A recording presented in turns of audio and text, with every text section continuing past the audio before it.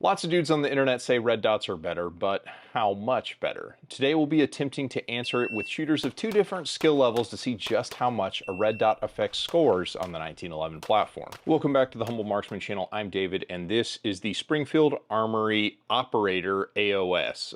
Springfield Armory now has these optic ready 1911s on a couple different trim models. This is the Operator in 9mm, and this is the gun that I took to the range trying to answer the question, just how much better are red dots than iron sights from a performance perspective. Now don't get me wrong, iron sights work, they can certainly get the job done, but there's actually like a micro skill of getting the sights aligned and then holding it over the target. Like the sight picture, getting a good sight picture is a skill set unto itself. While iron sights are more self-correcting because you can see when you come up to target whether the sights are aligned or not, that creates kind of another problem of when people are presenting to target, they don't have the gun sort of indexed correctly and they're having to do micro corrections as the gun comes out.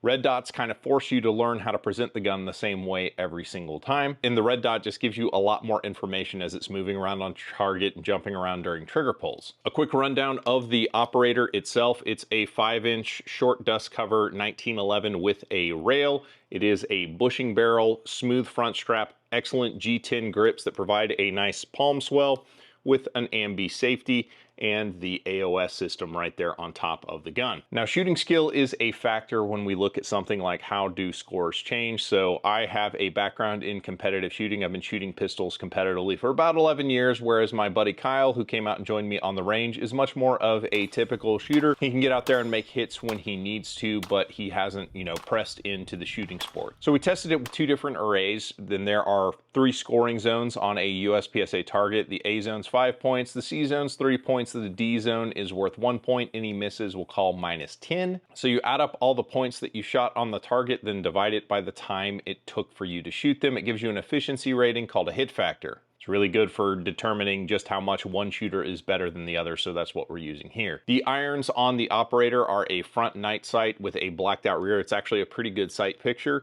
It's not the most precise with like a thin front sight blade where you can really kind of dial in the sight picture, but it is a pretty good sight picture, and the dot on the gun is a Ghost from Cyelee Optics, the Ghost HDG. It's a 2 MOA dot with a 26 MOA circle. And then after the practical array is done, we're gonna go back to 25 yards and just shoot a 10-shot group and see how those look with each platform. So to make this test more interesting, we used hardcover on the targets just because it creates kind of a smaller aiming area, similar to what you'd be aiming for in like a defensive encounter. And any shots into the black area count the same as if you missed the target entirely. But before we get out on the range, I do want to give a shout out to the dads in the audience. What do you call a can opener that doesn't work?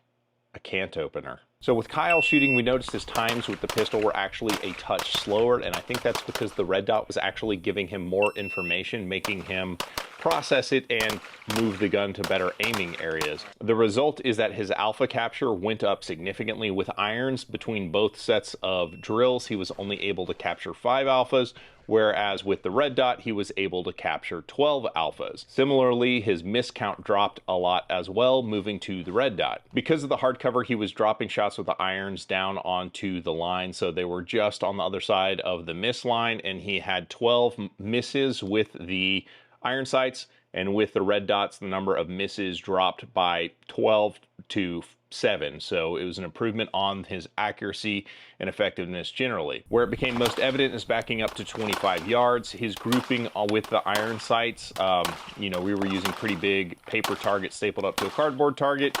With the irons, he had a few shots that were off the paper, still on the cardboard target, but just not on the paper. With the red dot, it shrunk it by, if I had to estimate, probably 20 to 30%. But what's interesting about the red dot is he said something I've seen a lot of commenters make. I just don't like it. They feel slower, etc. Dot versus irons, what was easier for you? Irons. Irons, okay? Yeah.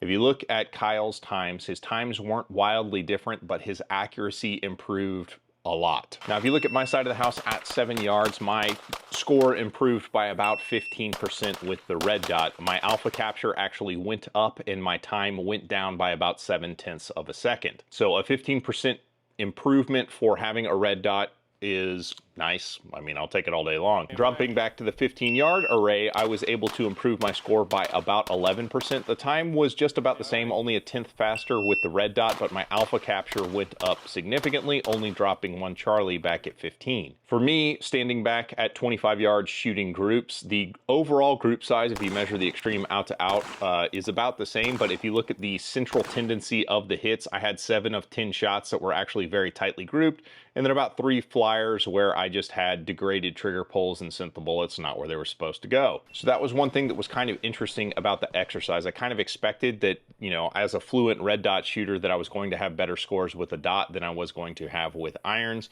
But, you know, Kyle, who doesn't use shot timers a ton and doesn't get under the time pressure of, you know, a little mini competition like this, he was surprised to see that his scores improved with the dot because it didn't feel like they were improvements. And I think that that's kind of a shortfall that a lot of people who get out and shoot and like evaluate red dots see, is that they don't feel like they're shooting any better, but they're also not measuring how quickly that they shoot. Very few people actually use shot timers in their practice. And there's another thing that kind of comes onto the scene when you start using a red dot. There is a skill set called shot calling. Now, the way you do shot calling is you observe where the front sight is when the shot breaks and lifts from the target. The trigger is not going to necessarily always yield a steady front sight. Sometimes it kind of goes this way and then up, or sometimes it kind of moves around and then goes up. It just depends on the trigger pull. And with iron sights, you have to kind of gauge the relationship of the front sight to the rear sight, and then these two items over the target. So like, you can shot call absolutely with iron sights, but it's much more difficult to do and nowhere near as precise as it is with the red dot. With the red dot, you're just looking at one point on the target, superimposing the dot over the top of it, and you can see as the dot moves through. You don't look at the dot, you look at the target, but you observe how the dot is moving through the trigger pull and where it lifts from. You know instantly as the gun goes off where the shot is going to land on the target, provided you've got a really good zero on your gun. Now, obviously, red dots are going to have their downside. There are obviously frailties with the red dot. They can lose zero, the battery can run out and stuff like that, but this isn't 2016-17 anymore. Even this, you know, inexpensive red dot is incredibly robust. They don't necessarily lose zero so much anymore, and they, I mean, yes, the batteries can run out, but the battery life at this point's over a year. So it's not nearly as big a concern as it used to be. And it's pretty much universal that guys who end up disparaging red dots in the comment section have never learned to exploit them, because, I mean, if you look at just my scores, you know, at 11 to 15% improvement depending on the engagement and a overall tightening of group size, like, it's difficult to ignore the benefits that a red dot provides. And you won't hear people who can shoot both say like, yeah, I won't take that red dot, I don't want one. Generally speaking, if you know how to exploit a red dot, it becomes almost mandatory because it increases the capability of the pistol. Either way, if you've not shot a 9mm steel 9mm 1911 with a government size, this is somewhere between like a 22 and a 9mm. We were both having a great time with the Operator. It is a really cool gun, looks cool, shoots really nicely, and I mean, this would be a great gun for people with kind of smaller hand sizes and who are more afraid of kind of recoil, because this thing being kind of so heavy, you know, about 40 ounces, it doesn't move around a lot, and it's just very, very smooth shooting. We were both impressed with it. But I've also made this video on red dots and astigmatisms. You might check that one out as well.